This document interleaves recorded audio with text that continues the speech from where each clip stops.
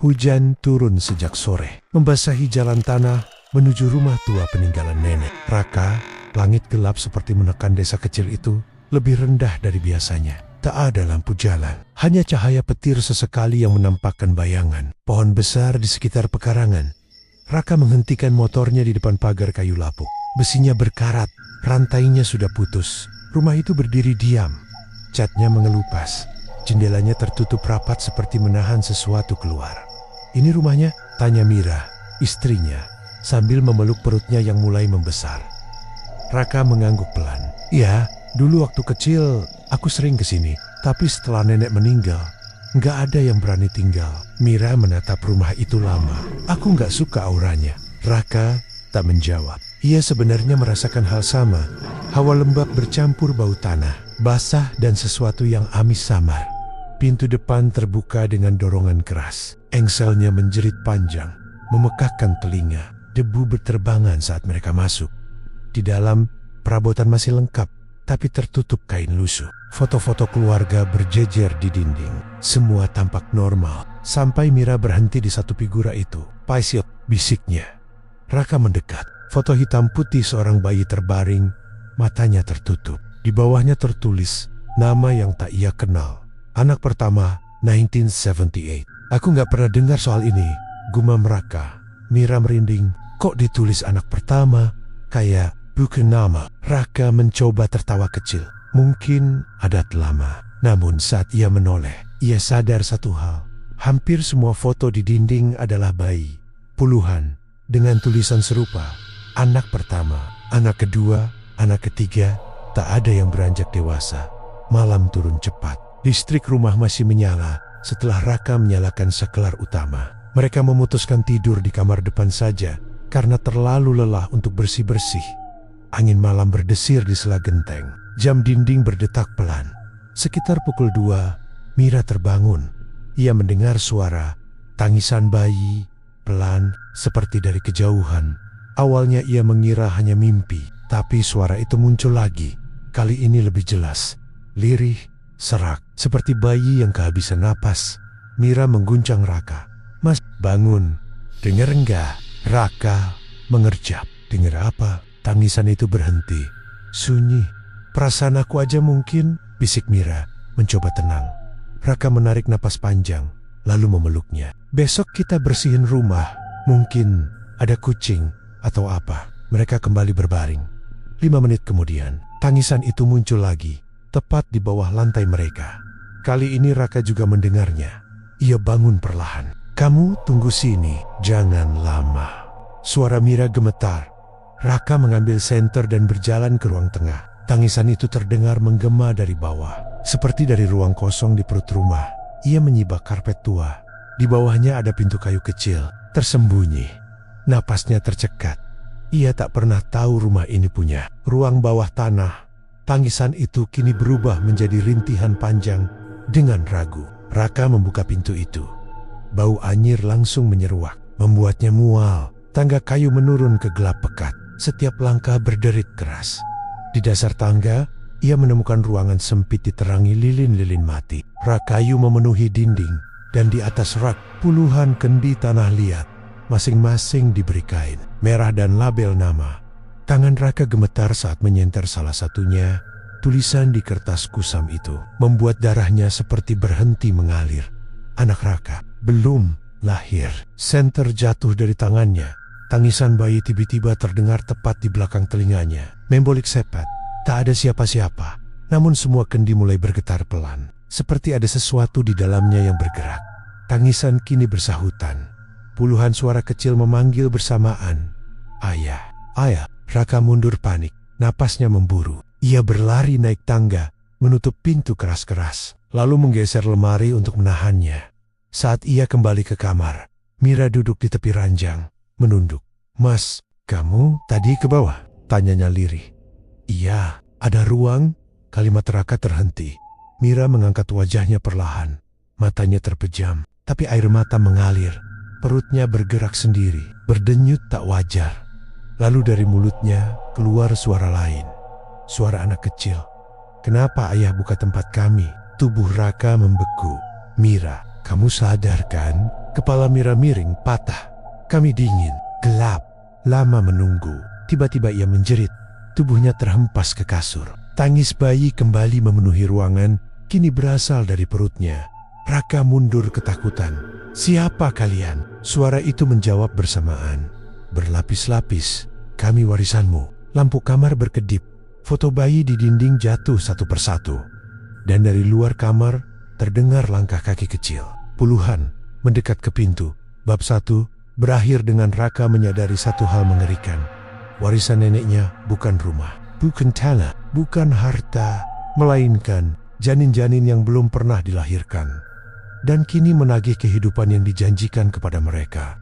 Pagi datang tanpa rasa lega. Langit masih kelabu, seolah malam belum benar-benar pergi. Raka duduk di kursi ruang tengah dengan mata sembab. Ia tidak tidur sama sekali. Setiap kali memejamkan mata, suara tangisan dari bawah lantai kembali terngiang. Mira terbaring lemah di kamar. Setelah kerasukan semalam, tubuhnya demam tinggi, nafasnya berat. Sementara perutnya sesekali bergerak sendiri, seperti ada yang mendorong dari dalam. Raka menempelkan telapak tangan ke kening istrinya. "Panas, Mira." "Kamu dengar aku," bisiknya. Kelopak mata Mira terbuka perlahan. Pandangannya kosong beberapa detik sebelum fokus. "Kita masih di rumah ini?" tanyanya lirih. "Iya, kamu pingsan semalam." Mira langsung memegang perutnya. Wajahnya pucat. "Mas," ada yang ngomong lagi dari dalam. Mereka nangis. Raka menelan ludah. Ia tak berani menceritakan soal kendi bertuliskan nama anaknya. "Belum." Ia mencoba tenang. "Mungkin kamu stres. Kita cari orang desa yang tahu sejarah rumah ini." Mira mengangguk lemah, tapi raut takut tak hilang. Menjelang siang, hujan berhenti. Kabut tipis masih menyelimuti kebun belakang. Raka berjalan mengelilingi rumah, berharap menemukan sesuatu yang masuk akal. Namun yang ia temukan justru makin aneh.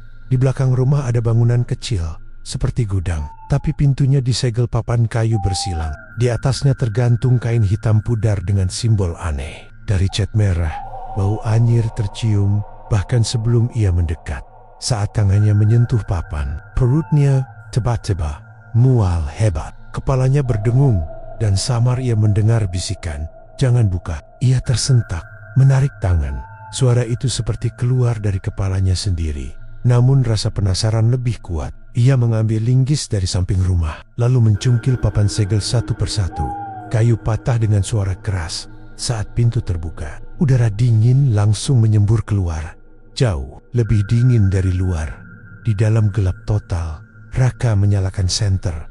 Ruangan itu kosong, kecuali satu meja batu di tengah. Di atasnya ada kain putih kecoklatan, penuh bercak kering. Darah lama di sekeliling meja. Lantai dipenuhi ukiran lingkaran ritual. Simbolnya sama seperti di kain segel. Raka melangkah mendekat. Tiba-tiba senter berkedip. Dan di permukaan meja, Mangkyul Bayunggen. Seperti rekaman masa lalu yang diputar ulang, ia melihat neneknya. Lebih duduk bersila sambil merapal mantra. Di depannya ada perempuan hamil terikat. Mulutnya disumpal kain. Raka membeku. Jangan, bisik perempuan itu lemah. Nenek Raka tak menjawab. Ia mengangkat pisau kecil, lalu menorehkan darah ke perut korban sebagai simbol. Tangisan bayi menggema, padahal janin itu belum lahir. Raka mundur gemetar. Bayangan itu belum selesai. Neneknya mengambil kendi tanah liat, lalu mengarahkan ke perut perempuan itu sambil berbisik, rezeki ditukar nyawa, kaya ditukar keturunan. Sekejap, bayangan lenyap, ruangan kembali sunyi. Senter Raka jatuh. Dadanya sesak, napasnya tak beraturan. Pesugihan, gumamnya. Parau, ia baru sadar. Meja batu, bukan altar biasa. Itu tempat pengambilan janin. Langkah kaki terdengar dari belakang. Raka menoleh cepat. Mira berdiri di ambang pintu gudang. Wajahnya pucat, rambutnya berantakan. "Kamu ngapain di sini?" Suaranya pelan tapi datar. "Kamu harusnya istirahat." Mira tak menjawab. Ia menatap meja batu itu lama. Tangannya perlahan mengelus perutnya. "Mereka takut tempat ini," bisiknya. Raka mendekat. "Siap." Mira menoleh pelan.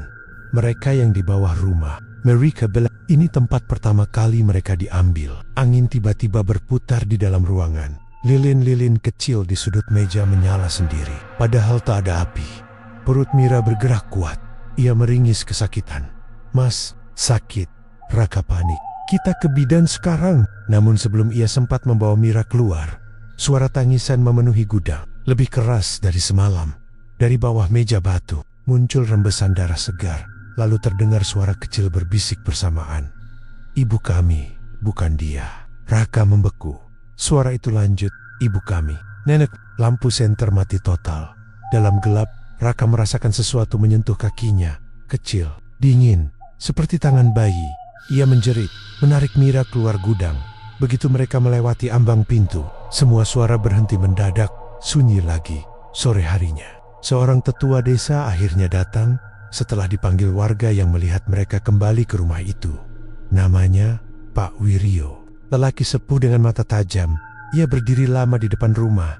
"Sebelum masuk, kalian buka ruang bawah sama gudang ritual ya?" tanyanya tanpa basa-basi. Raka tercekat. "Iya, Bapak tahu?" Pak Wiryo menghela napas berat. "Harusnya itu tetap disegel. Nenekmu dulu pelaku pesugihan paling kuat di desa ini." Mira memeluk perutnya. "Pesugihan? Janin?" Tetua itu mengangguk pelan. "Dia nggak pakai janin sendiri. Dia ambil dari keturunannya. Bahkan yang belum lahir." Raka merinding. Pak Wiryo menatap perut Mira lama. Dan sekarang mereka tahu pewarisnya sudah kembali. Raka menelan ludah. "Apa maksudnya?" Tetua itu menjawab pelan, tapi menghantam seperti petir. "Janin di kandungan istrimu, bukan satu." Angin sore berhenti. Mira membeku. Di dalam sana ada lebih dari yang kalian buat. Bab 2 berakhir dengan kesadaran mengerikan. Janin yang dikandung Mira bukan hanya anak mereka, tapi wadah bagi Janggi Nyongin pesugihan yang dulu dijual dan kini mencari jalan lahir kembali. Malam turun lebih cepat dari biasanya. Sejak percakapan dengan Pak Wiryo siang tadi, suasana rumah terasa makin menekan. Udara di dalam seperti berat, membuat napas tidak lega meski jendela sudah dibuka. Mira duduk di tepi ranjang, memeluk perutnya. Sejak sore, gerakan di dalam kandungannya tak berhenti. Bukan sekadar tendangan kecil, tapi seperti dorongan dari banyak arah sekaligus. Raka mondar-mandir gelisah. "Kita ke puskesmas sekarang aja," katanya. Mira menggeleng pelan. "Bukan sakit biasa, Mas." Mereka ngomong lagi. Raka berhenti. "Ngomong apa?" Mira menatap kosong ke depan. Bibirnya bergerak pelan, menirukan suara yang ia dengar mereka belang. "Ini bukan rahimku. Ini tempat sementara." Bulu kuduk Raka langsung berdiri. Menjelang tengah malam, lampu rumah mulai redup sendiri. Padahal tak ada gangguan listrik di desa. Jam dinding berhenti tepat pukul 0. Tangisan dari bawah lantai muncul lagi, tapi kini bercampur suara ketukan kecil, berulang, seperti ada yang mengetuk dari dalam tanah.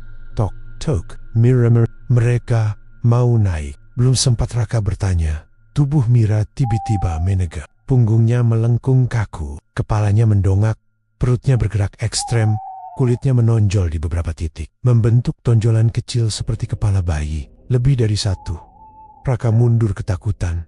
Ya Tuhan, Mira sakit, panas, suhu tubuhnya meningkat drastis. Uap tipis bahkan terlihat keluar dari kulitnya, yang berkeringat. Lalu terdengar suara dari dalam perutnya. Bukan tangisan, tapi bisikan. Banyak suara kecil berbicara bersamaan, seperti berdesakan, gelap, sesek, mau lahir. Raka menutup mulut menahan mual. Tiba-tiba, kain daster Mira basah oleh cairan hitam pekat yang merembes dari bawah perutnya. Bukan darah, baunya anyir bercampur. Tanah basah. Pak Wiryo yang berjaga di ruang tengah langsung berlari masuk, matanya melebar melihat kondisi Mira. Mereka mulai menyatu, katanya. Tegang. Menyatu gimana maksudnya? Raka panik. Tetua itu menunjuk perut Mira. Janin pesugihan gak punya tubuh. Mereka butuh satu wadah buat lahir bareng. Mira menjerit lagi. Kali ini lebih keras. Diikuti suara retakan halus dari dalam perutnya. Seperti tulang kecil yang bergesek. Raka hampir pingsan mendengarnya. Apa bisa diselamatkan? Pak Wiryo tak langsung jawab. Ia mengambil kain putih, membungkus perut Mira sambil membaca doa. Kalau mereka berhasil keluar, bukan bayi yang lahir, tapi penjaga pesugihan. Lampu kamar tiba-tiba padam total. Hanya cahaya lilin dari ruang tengah yang temaram masuk di dinding kamar. Muncul bayangan kesel-kesil bergerak. seperti puluhan bayi merangkak di balik tembok. Suara tangisan kini memenuhi seluruh rumah. Mira mendadak diam, sunyi sesaat. Lalu ia tertawa kecil. Bukan suaranya. Kami siap lahir. Raka memegang bahunya. Mira lupa. Perlahan Mira menoleh. Matanya hitam seluruhnya. Ini rahim kami sekarang. Tiba-tiba perutnya berkontraksi kuat. Kulitnya menonjol ekstrem, membentuk siluet beberapa kepala yang mendorong keluar bersamaan. Pak Wiryo cepat menekan perut itu dengan kain doa. Asap mereka udah sampai tenggorokan. Benar saja, dari mulut Mira keluar kabut hitam tipis, berputar di udara sebelum masuk lagi ke perutnya, seperti mereka mencari jalan lahir lain. Lantai kamar bergetar. Dari bawah, terdengar suara kendi pecah satu persatu. Tangisan berubah jadi jeritan kegirangan. Pak Wiryo berteriak. Mereka dilepas dari wadahnya. Ruang bawah kebuka. Rakoj. Terus, gimana? Kita harus tahan sampai subuh. Cahaya matahari melemahkan mereka. Namun sebelum harapan muncul, sesuatu terjadi. Satu tonjolan di perut Mira membesar cepat. Jauh lebih besar dari yang lain. Kulitnya menipis, memperlihatkan bayangan wajah bayi, tapi matanya terbuka lebar. Menatap keluar, wajah itu tersenyum. Raka mundur sambil berbisik ngeri. Pemimpinnya, Pak Wiryo Pukat itu, janin pertama yang dikorbankan nenekmu. Yang paling lama menunggu tubuh. Mira menjerit panjang. Kulit perutnya mulai retak. Halus di sekitar tonjolan itu. Cairan hitam menyembur keluar. Sosok di dalamnya mendorong lebih keras. Mas, tolong, dia mau keluar. Tangis Mira, kesadarannya muncul sesaat. Raka memegang tangannya erat. Aku di sini, aku nggak bakal biarin. Namun dari dalam perut itu terdengar suara jelas. Berbeda dari yang lain. Tenang, berat, dewasa. Ayah, tubuh ini milikku duluan. Seluruh ruangan mendadak dingin membeku. Lilin padam satu persatu dan retakan di perut Mira semakin melebar. Bab 3 berakhir saat sesuatu dari dalam kandungan mulai merobek. Jalan lahirnya sendiri, bukan sebagai bayi, tapi sebagai wujud pertama janin pesugihan yang ingin hidup kembali di dunia manusia. Jeritan Mira memecah malam. Retakan di perutnya makin jelas, membentuk garis merah kehitaman seperti kulit yang dipaksa terbuka dari dalam. Cairan hitam mengalir deras, menetes ke lantai, mengeluarkan bau busuk menusuk hidung. Raka hampir tak sanggup melihatnya. Pak, lakukan sesuatu, teriaknya panik. Pak Wiryo berlutut di samping ranjang, membaca mantra dengan suara bergetar. Tangannya menekan kain doa di atas perut Mira, tapi tonjolan di bawahnya terus bergerak, mendorong lebih kuat. Dia yang pertama, Peilingku, paling lama menunggu, gumam tetua itu. Mira meronta. Mas, sakit, panas. Dia nyakar dari dalam. Raka menggenggam tangannya erat. Aku di sini, tahan sedikit lagi. Namun kalimat itu terasa kosong, bahkan di telinganya sendiri. Tiba-tiba, tonjolan terbesar di perut Mira berhenti bergerak. Sunyi beberapa detik, lalu kulit di titik itu sobek perlahan, bukan seperti luka biasa, tapi seperti dibuka dari dalam oleh jari kecil. 2 jari mungil muncul duluan, berwarna pucat kebiruan, kukunya hitam panjang. Raka mundur sambil terisak. Ya Tuhan, Pak Wiryo membentak. Jangan panik, kalau kamu lemah, dia makin kuat. Jari itu mencengkeram kulit Mira, menarik lebih lebar. Sobekan melebar tanpa darah segar hanya karen. Hitam pekat yang mengalir, lalu kepala kecil muncul. Namun bentuknya tak wajar. Kulitnya keriput seperti bayi prematur, tapi matanya terbuka lebar. Hitam seluruhnya tanpa putih. Mulutnya tersenyum terlalu lebar untuk ukuran bayi. Ia menatap Raka langsung dan tertawa kecil. Suara tawanya berat, tidak seperti bayi. Maira menjerit histeris itu, bukan anakku. Makhluk itu terus keluar perlahan, seolah menikmati prosesnya. Tubuhnya kurus, tulangnya menonjol. Tali pusarnya hitam seperti akar busuk. Saat separuh tubuhnya keluar, ia berhenti. Lalu menoleh ke arah perut Mira lagi, seperti menunggu yang lain. Pak Wiryo langsung sadar. Dia buka jalan, yang lain mau ikut keluar. Benar saja, tonjolan-tonjolan lain mulai bergerak liar, mendorong ke arah sobekan yang sama. Raka berteriak, enggak, hentikan. Pak Wiryo cepat mengambil kendi kecil berisi air, bunga dan darah ayam hitam. Ia menyiramkan ke tubuh makhluk yang setengah lahir itu. Makhluk itu menjerit melengking. Suaranya memekakan telinga. Kulitnya berasap, namun ia tak mundur, malah menatap Pak Wiryo tajam. Kami lapar. Suaranya kini terdengar jelas di kepala mereka semua. Ia lalu menggigit tali pusarnya sendiri hingga putus, lalu jatuh ke lantai dengan bunyi basah. Tubuh kecil itu berdiri. Meski tulangnya belum sempurna, ia bisa berjalan. Mira pingsan seketika. Raka gemetar hebat. Makhluk itu menoleh ke arahnya. Ayah. Raka mundur sampai menabrak dinding. Aku bukan ayahmu. Makhluk itu memiringkan kepala. Semua darah di rumah ini milik kami. Ia mulai merangkak cepat ke arah pintu kamar. Pak Wiryo berteriak, jangan biarin dia keluar. Kalau lepas, dia panggil yang lain. Raka refleks mengambil kursi dan menghalangi pintu. Makhluk itu melompat ke dinding, merayap seperti cicak, lalu menerjang Raka. Raka menjerit saat cakar kecilnya menggores lengan. Lukanya langsung menghitam. Pak Wiryo melemparkan segenggam garam ritual. Makhluk itu terbakar, terpental ke lantai sambil menjerit. Namun sebelum mereka lega, dari perut Mira terdengar suara retakan lagi.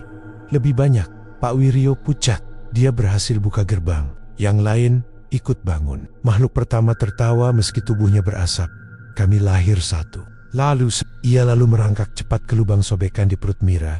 Bukan untuk masuk, tapi untuk memanggil dari dalam luka itu. Mangkuel tangan-tangan kecil lain mencoba keluar. Raka histeris. Pak, kita gak bisa tahan semuanya. Tetua itu menatap makhluk pertama. Kalau pemimpinnya dimusnahkan, yang lain melemah. Raka langsung mengerti. Ia mengambil pisau ritual yang tadi dibawa Pak Wiryo. Makhluk itu menoleh, tersenyum lebar. Ayah mau bunuh anak sendiri? Rokeje, tapi tetap maju. Kamu bukan anakku. Ia menusukkan pisau ke dada makhluk itu. Jeritan panjang mengguncang rumah. Tubuh kecil itu retak seperti tanah kering, lalu hancur jadi abu hitam yang tersedot kembali ke luka di perut Mira. Sekejap, semua tangan yang hendak keluar mundur. Retakan berhenti melebar. Sunyi jatuh tiba-tiba. Mira masih pingsan, tapi napasnya stabil. Sobekan di perutnya perlahan menutup sendiri, menyisakan bekas hitam seperti luka bakar. Pak Wiryo terduduk lemas. Kamu berhasil bunuh yang pertama, tapi belum selesai. Raka terengah. Masih ada. Tetua itu menatap lantai yang kini dipenuhi cairan hitam. Selama rahimnya masih jadi wadah, mereka tetap bisa lahir lagi. Raka menatap Mira dengan ngeri dan iba bersamaan. Di dalam perut itu, sesuatu masih bergerak. Lebih pelan, lebih sabar. Menunggu waktu berikutnya untuk mencoba keluar. 4 berakhir dengan 1 kelahiran berhasil digagalkan. Namun gerbang di rahim Mira sudah terbuka. Dan makhluk lain kini menunggu giliran lahir dengan cara yang lebih kuat. Subuh belum datang, tapi malam terasa terlalu panjang untuk dilewati. Setelah makhluk pertama dihancurkan, rumah mendadak sunyi. Tangisan yang biasa memenuhi dinding menghilang. Namun kesunyian itu justru lebih menakutkan, seperti jeda sebelum sesuatu yang lebih buruk muncul. Raka duduk di lantai kamar, bersandar lemah di dinding. Lengannya masih perih akibat cakaran. Luka itu tak berdarah lagi, tapi warnanya menghitam, seperti membusuk dari dalam. Pak Wiryo mengoleskan ramuan daun ke luka itu. Ini bukan goresan biasa. Itu tanda dia sudah nandai kamu. Raka menelan ludah. Nandai buat apa? Tetua itu tak langsung jawab. Biar dia bisa nemuin kamu dimanapun. Mira masih terbaring, belum sadar sepenuhnya. Napasnya pelan, tapi perutnya masih bergerak sesekali.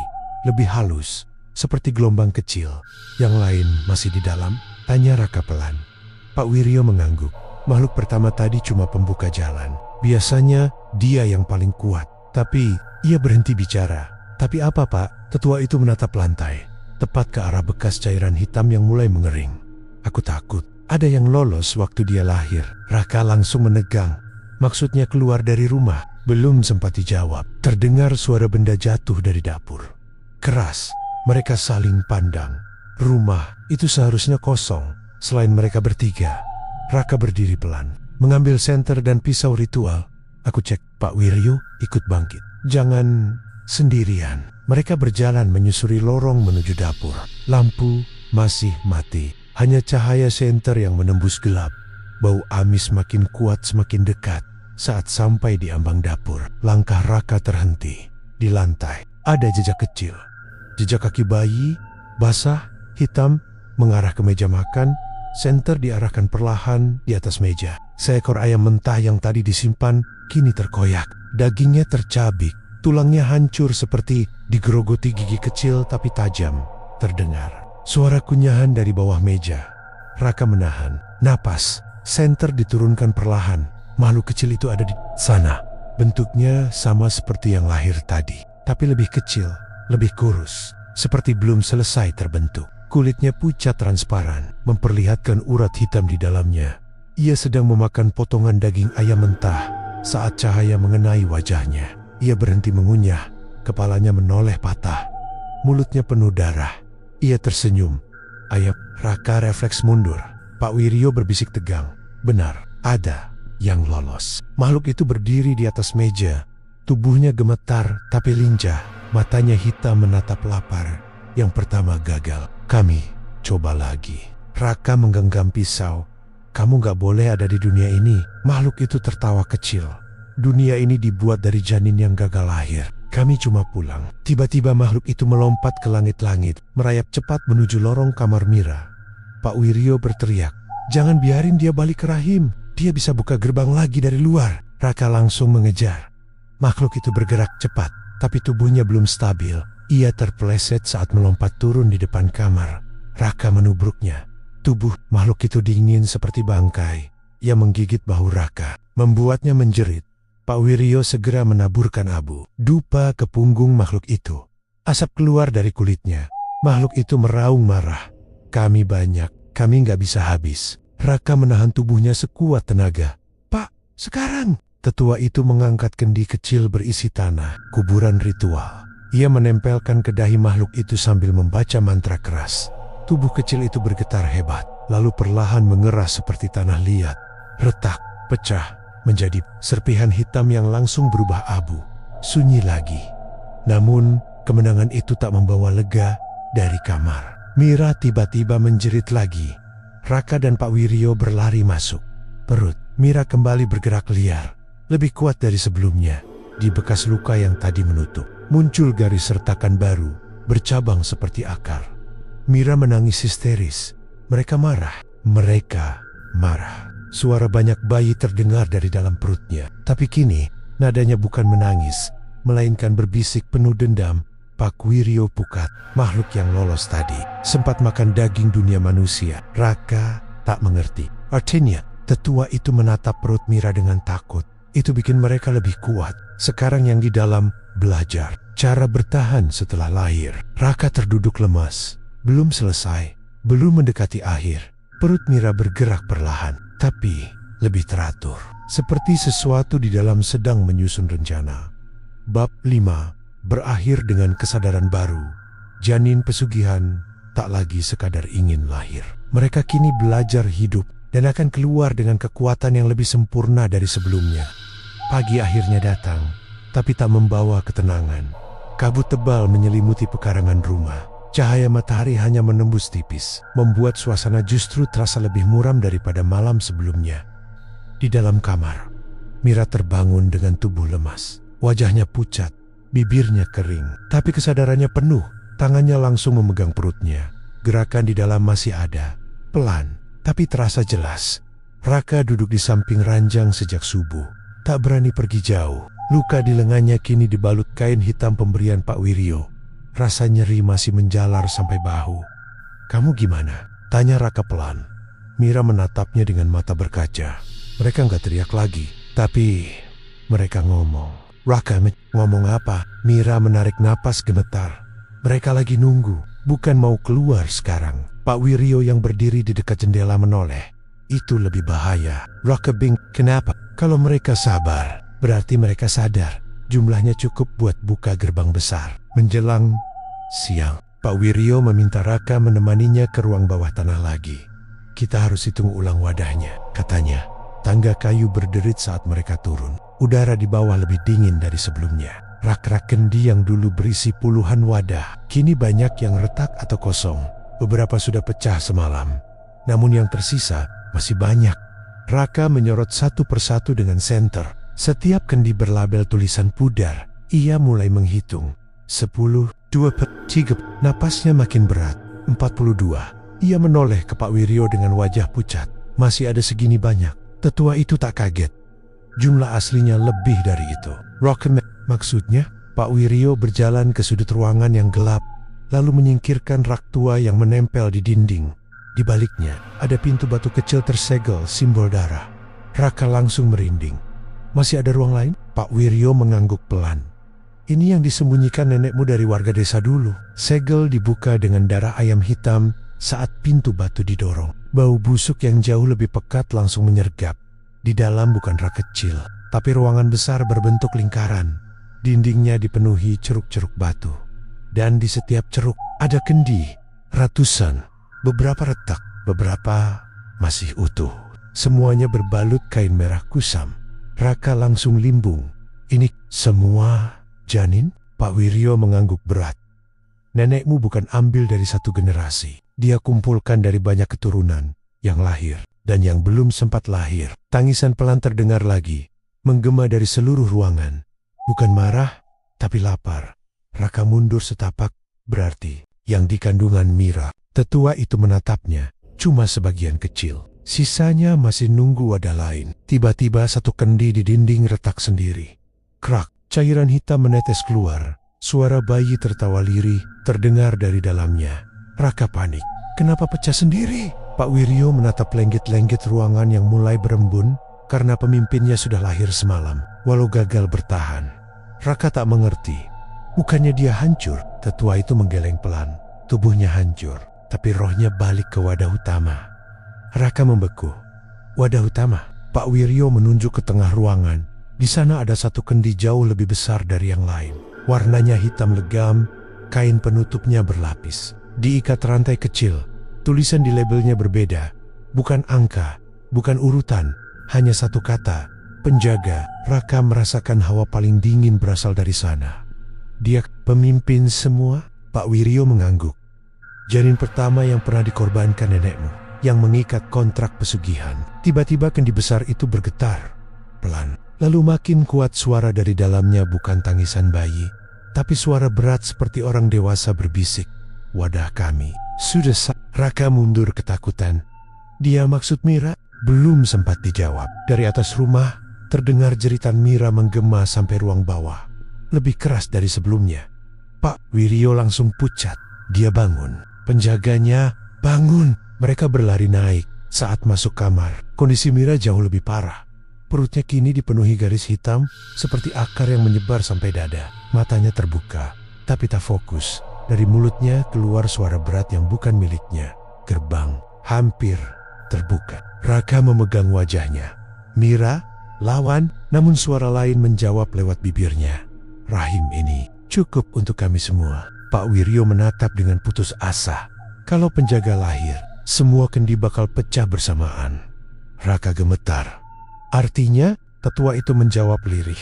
Ratusan janin pesugihan lahir ke dunia dalam satu malam. Perut Mira mendadak bergerak kuat, tapi kali ini hanya di satu titik tengah. Jauh lebih besar dari sebelumnya.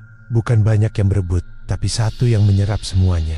Kulitnya menonjol membentuk siluet sosok bayi. Lebih besar, lebih yut. Dengan senyum lebar terlihat dari balik kulit.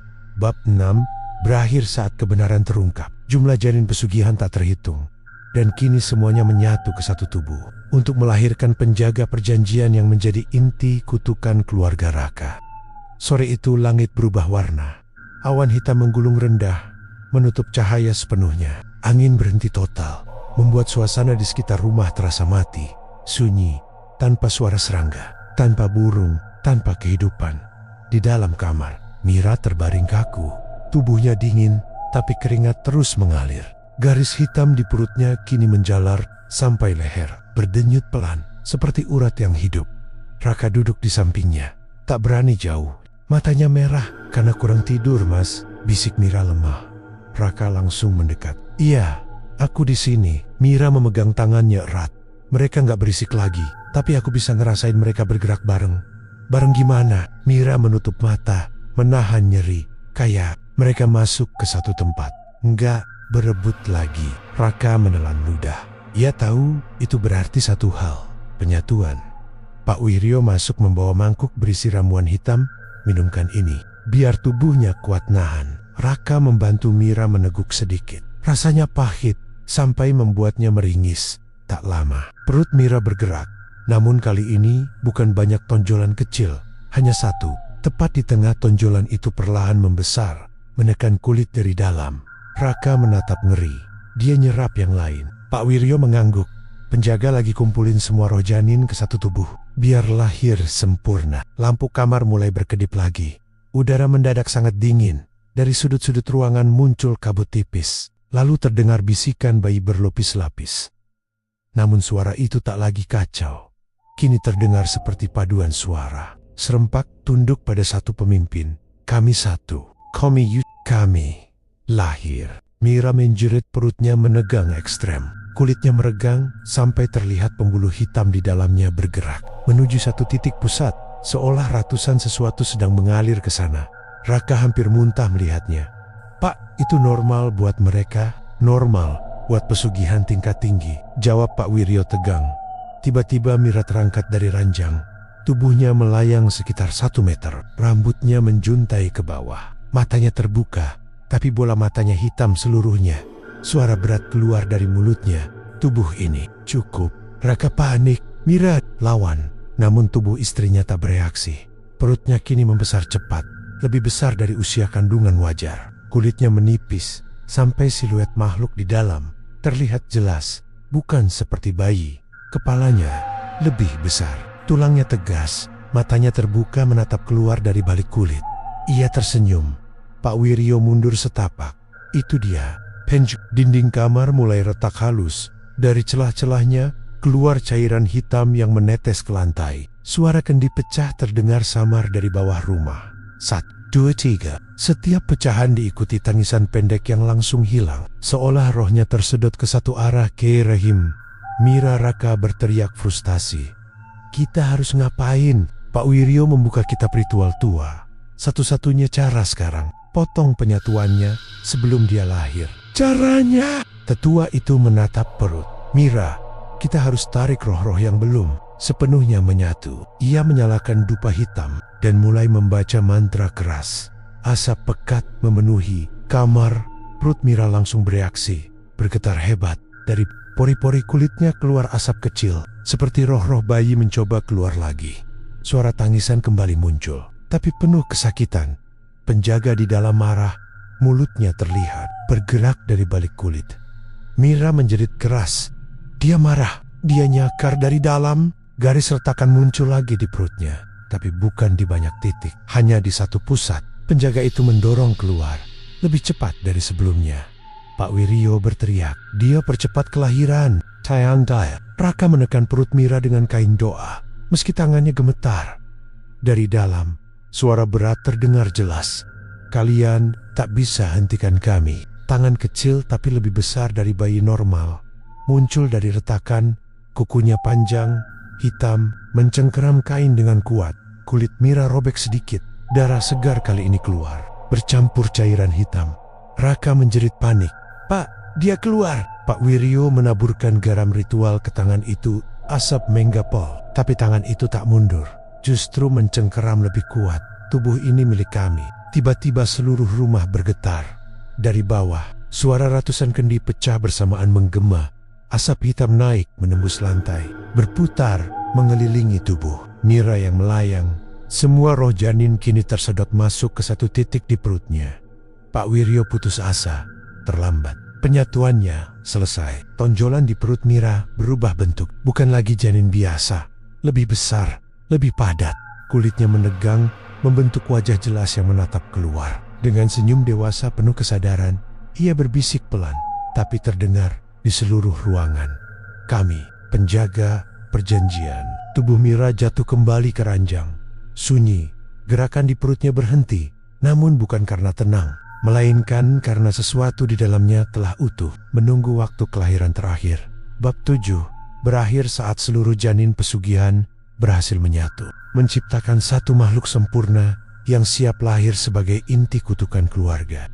Langit tak lagi terlihat seperti langit. Sejak penyatuan selesai, awan di atas rumah tua itu berputar tanpa henti, membentuk pusaran gelap yang menutup bulan sepenuhnya. Petir menyambar berulang, tapi tak ada suara guntur, hanya kilatan. Cahaya yang menerangi desa sesaat lalu menghilang.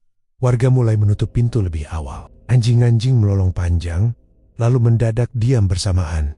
Seolah seluruh kehidupan tahu sesuatu akan lahir. Di dalam kamar, Mira terbaring tak bergerak.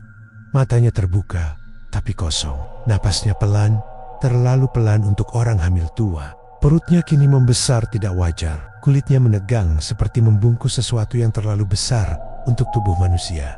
Namun anehnya, tak ada lagi gerakan. Sunyi di dalam. Raka duduk di samping ranjang, menggenggam tangannya. "Kenapa dia diam, Pak?" bisiknya. Pak Wiryo berdiri di dekat jendela, wajahnya muram. Kalau makhluk pesugihan berhenti bergerak, artinya dia sudah siap lahir. Dia nunggu waktu paling gelap. Paling gelap, tengah malam, tanpa bulan. Saat batas dunia manusia sama alam gaib paling tipis, Raka menelan ludah. Jam dinding di ruang tengah tiba-tiba berdetak lagi. Meski sebelumnya mati, jarumnya bergerak sendiri menuju pukul 12. Menjelang malam, tanda aneh mulai muncul. Air sumur rumah menghitam. Pohon di halaman meranggas dalam hitungan jam. Burung-burung jatuh mati di atap tanpa luka. Bahkan tanah di sekitar rumah retak, mengeluarkan uap tipis berbau anyir. Pak Wiryo menancapkan bambu kuning di 4 sudut pekarangan, membaca doa perlindungan. Ini cuma nahan energi keluarnya, bukan menghentikan kelahirannya, katanya. Raka berdiri di sampingnya. Kalau dia lahir, apa yang terjadi? Tetua itu menatap rumah. Dia jadi penjaga gerbang. Setiap pesugihan janin di garis keluargamu bakal aktif lagi selamanya.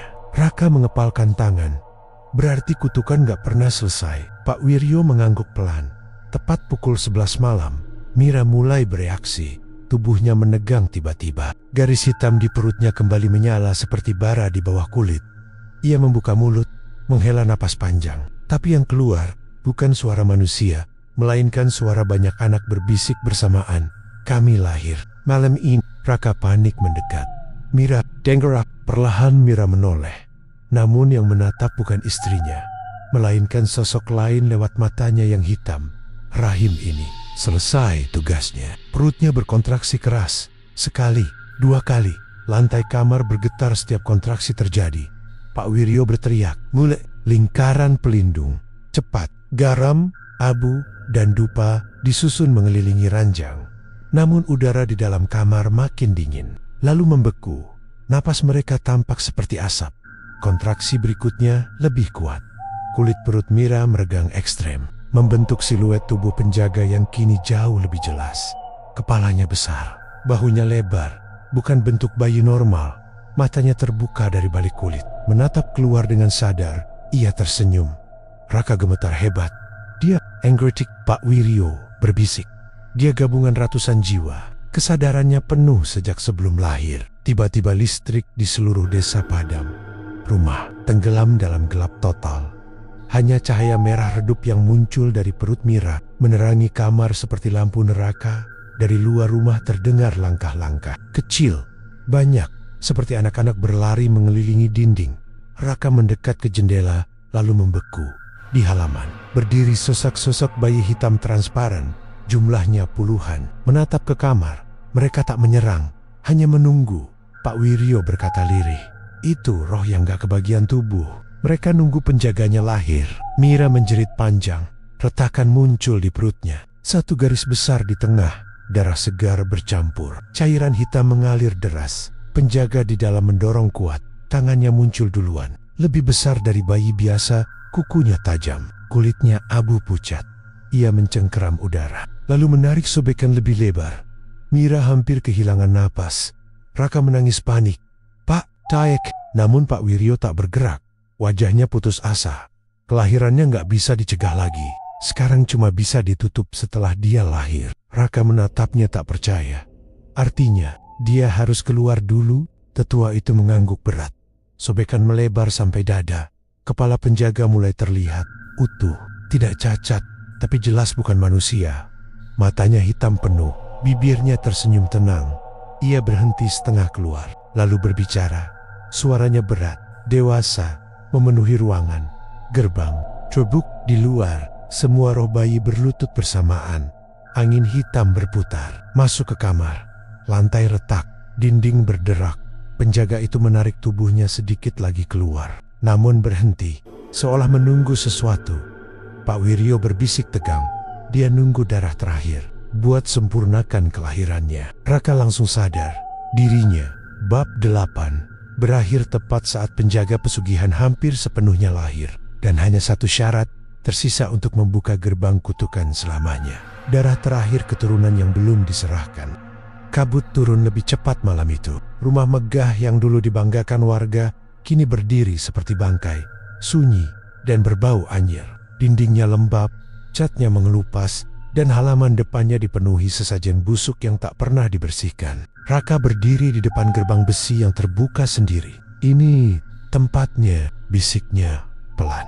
Di belakangnya, Sari menggenggam perutnya yang membesar. Nafasnya pendek, matanya penuh takut. "Aku nggak kuat, Kak. Kita pulang aja." Suaranya bergetar. Rokeman wajahnya pucat, tapi tekadnya keras. Semua harus diakhiri malam ini. Kalau enggak, dia bakal terus minta tumbal. Angin berhembus kencang. Gerbang berderit menutup sendiri di belakang mereka. BRAK, Sari menjerit kecil. Mereka melangkah masuk. Lantai marmer yang dulu mengilap kini dipenuhi bercak hitam seperti darah kering. Lampu gantung bergoyang tanpa sebab. Dari lorong utama terdengar suara bayi menangis. Pelan, lirih, tapi Sari langsung menutup telinganya. "Aku dengar lagi suara dari mimpi." Raka menelan ludah. Itu bukan mimpi. Mereka mengikuti suara tersebut sampai ke ruang ritual di belakang rumah. Pintu kayu ukir terbuka sedikit. Bau kemenyan bercampur bangkai menusuk hidung. Saat pintu didorong, Sari hampir pingsan. Di tengah ruangan, lingkaran darah masih segar. Di sekelilingnya, kendi tanah berisi ari-ari yang sudah menghitam. Dinding dipenuhi tulisan mantra yang bergerak seperti hidup. Di sana duduk sosok dukun tua yang dulu membantu mereka. Namun kini tubuhnya kurus kering. Kulitnya seperti terbakar dari dalam. Matanya hitam penuh, tanpa putih sama sekali. "Kalian datang juga." Suaranya serak, berlapis seperti banyak mulut bicara bersamaan. Raka maju satu langkah. "Kami mau menghentikan semuanya." Dukun itu tertawa pelan. "Menghentikan? Kalian yang memulai." Tiba-tiba api kemenyan membesar. Bayangan di dinding berubah jadi sosok perempuan tinggi, berambut panjang menutupi wajah. Sari gemetar. Dia yang dimimpiku. Sosok itu mendekat tanpa berjalan. Kakinya tak menyentuh lantai. Dukun tua menunjuk perut Sari. "Tumbal terakhir sudah siap. Setelah itu, kekayaan kalian abadi." Raka berteriak marah. "Kami nggak mau lagi. Ambil semua harta itu." Ruangan mendadak sunyi. Lalu sosok perempuan itu berhenti tepat di depan Raka. Perlahan rambutnya terbuka. Wahana bayi, puluhan wajah bayi menyatu di kepalanya. Menangis bersamaan. Ampun. Sosok itu berbicara tanpa membuka mulut. Janji darah tak bisa dibatalkan. Tiba-tiba, perut Sari bergerak keras. Ia menjerit kesakitan dan jatuh. "Kak, tolong."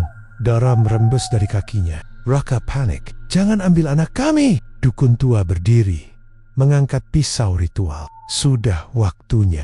Kau sendiri yang menyerahkan janin pertama dulu. Sekarang pintu kekayaan menagih lunas." Plot twist mulai terkuak saat dukun itu tertawa. "Kau kira harta itu dari pesugihan biasa?" "Tidak. Semua berasal dari arwah anakmu sendiri." Raka membek. "Maksudmu, kekayaanmu tumbuh setiap kali janinmu diambil. Rumah, usaha, emas. Semuanya dari darah keturunanmu." Sari menangis histeris. "Berarti anak pertama kita." Dukun mengangguk pelan. "Bukan hilang. Dia dijadikan penjaga gerbang." Sosok perempuan bayi itu menjerit keras. Ruangan bergetar. Raka jatuh berlutut. "Hancur.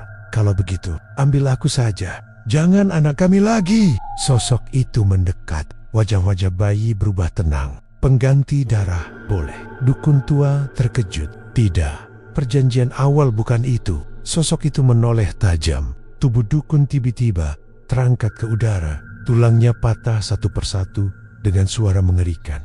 "KRR." Ia menjerit sebelum tubuhnya terbakar dari dalam. Menjadi abu di tengah lingkaran darah. Kini hanya Raka dan Sari tersisa. Sosok penjaga mendekat ke Raka. "Kawaya, darahmu paling mahal." Raka menoleh ke Sari yang menangis lemah. "Jaga anak kita. Jangan ulangi kesalahan kita." Ia melangkah masuk ke lingkaran darah tanpa dipaksa. Api hitam muncul dari lantai. melilit tubuhnya. Raka menahan sakit, tapi tak berteriak. Sosok bayi-bayi itu menangis keras, lalu satu persatu diam. Tubuh Raka perlahan berubah jadi abu, terserap ke tanah ritual. Sekejap, semua sunyi. Sosok penjaga menatap Sari. Perut Sari berhenti berdarah. Suara gaib itu berbisik lembut. Perjanjian lunas, garis keturunan bebas. Sosok itu hancur jadi asap hitam, menghilang bersama lingkaran darah. Rumah megah itu mulai runtuh. Dinding retak, lampu jatuh, lantai pecah. Sari merangkak keluar dengan sisa tenaga. Saat ia sampai di gerbang, rumah itu ambruk seluruhnya. Kekayaan, harta, dan kutukan hilang bersamaan. Beberapa bulan kemudian, Sari melahirkan dengan selamat meski hidup sederhana. Suatu malam, saat menidurkan bayinya, ia melihat sesuatu. Di sudut kamar, bayangan Raka berdiri samar, tersenyum tenang, lalu menghilang. Namun ketika lampu mati, terdengar bisikan bayi lain dari bawah ranjang. Lirih, seolah masih ada yang tersisa dari ritual lama. Dan Sari sadar, kutukan memang lunas. Tapi arwah yang pernah dipanggil, tak semuanya kembali.